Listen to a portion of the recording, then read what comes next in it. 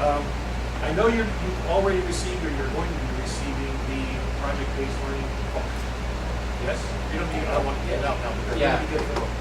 Yes. Okay, the answer is yes. Yeah. Okay. Handbook. And it refers in there a little bit to John Dewey. Y'all remember John Dewey? It's amazing how smart this guy was. So I found this book at the bookstore at Wayne State University in downtown Detroit. John Dewey, Experience and Education. If I ask these questions, it's not for the sake of wholesale condemnation of the old education. This is about traditional education. It is for quite another purpose. It's to emphasize the fact first that young people in traditional schools do have experiences. And secondly, that the trouble is not the absence of experiences, but their defective and wrong character. Wrong and defective from the standpoint of connection with further experience. Earlier today, you brought up the discussion about going to your past experiences. But Dewey's suggestion back in 1932, or whatever this thing was written, is the quality of the experience today to ready them for future experience. Interesting perspective. We always talk about, well, they're able to do this today because of what they do in the past. So how valuable is today for tomorrow? And I don't know that we always think of those things. Kind of a cool little book. 1932. Another tool for you, as you're, and I'm technically not supposed to show this, not for training or commercial purposes. He's not paying me anything, so I guess this isn't a commercial thing. For private use only. We all know each other, right? This is like our living room. Stephen Covey's 8 Habits is an interesting book you might want to consider looking at. It's highly effective, 7 Habits for Highly Effective People, if you're not familiar with that. Good stuff on a personal level, can be used with organizations as well. His latest book, The 8th Habit, which is pretty thick, too thick for me to carry in my carry-on baggage up here yesterday, has a couple of very interesting pieces on the DVD that comes with it, just for fun. The girl's not here to try and figure out why I'm showing this. We're going to go. Hopefully, although you're not going. See if this is like anything you've ever experienced as a leader. Thanks, Steve. Have you ever had days like this?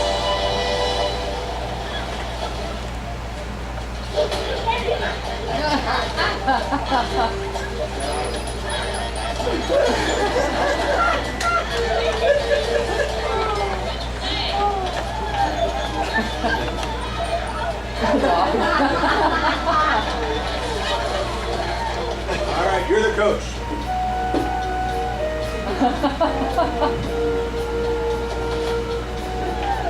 Spread out, everybody! Spread out! Sorry, sweetie, that's it. That's good. Hey guys, remember, do the thing we practiced. The other thing we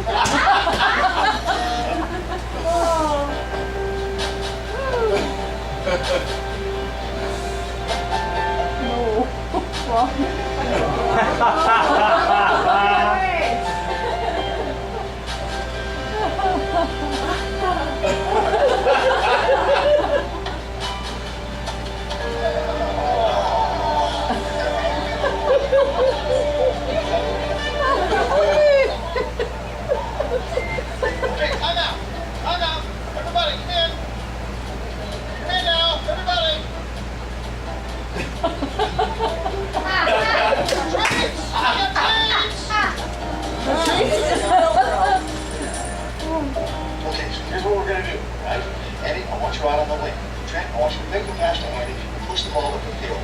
And pass the ball to your forwards with Sophie and Chris. Sophie, I want you to hold the ball and draw the defense out, right? And I want you to float a long pass all the way over the defense.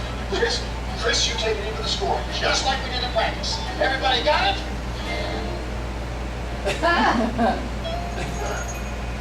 Let's go get him!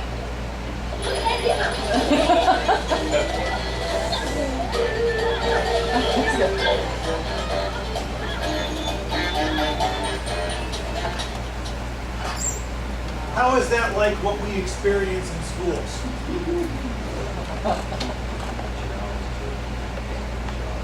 Say a little louder, I don't want everybody to hear. If you keep doing what you've always been doing, you keep getting what you've always got. How else is that like what we do every day in schools, or we experience every day in schools? And some similarities. In what way, Doug? Well, you say, or there's kind of a story, I didn't make this up, that if someone from 100 years ago, or 100 years ago, maybe would come and look around society, they'd see all these things they couldn't imagine, and wouldn't understand, but yet if they walked into a classroom, like an elementary classroom, they'd know, okay, this I know. This is a classroom. There's a bunch of seats in rows, kids in seats, someone up in front talking. So I guess that's what comes to my mind. But a lot of the things about education just don't change. Doing what we always do, even though you always hear, oh, we got to reform the schools, we got to reform the school. We need to do something new because we aren't getting enough, for instance, STEM workers trained the way we'd like them. Well, I have a kind of a status in the community, but when it comes to Tech High, I'm like a volunteer, so I'm really at the bottom of the hierarchy. And I've decided to stay there and not to try to be on any boards or anything. And I just really, I always feel like the new kid on the block, but they